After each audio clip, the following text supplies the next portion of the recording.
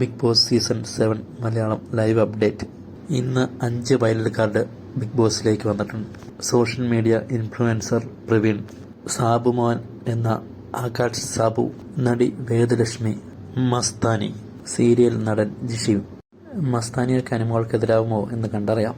ആ 5 പേരെയും ഹൗസിലുള്ളവർ മാറി മാറി വന്ന് സ്വീകരിച്ചു കൊണ്ടുപോയി അകത്തെ എല്ലാ റൂമുകളും കാണിച്ചു കൊടുത്തു.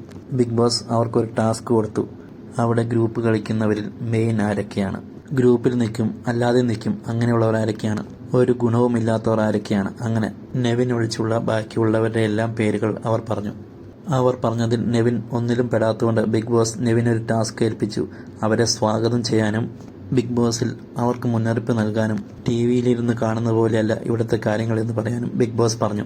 വൈൽഡ് കാർഡായിട്ട് വന്നവർക്ക് അവിടെ എന്തെങ്കിലും മുന്നേറ്റം നടത്താൻ കഴിയുമോ, അവർ അവിടുത്തെ ഗ്രൂപ്പുകളെ തകർക്കുമോ, കാത്തിരുന്ന് കാണാം. വീഡിയോ ഇഷ്ടമായെങ്കിൽ ഒന്ന് സബ്സ്ക്രൈബും ലൈക്കും ഷെയറും ചെയ്യണേ.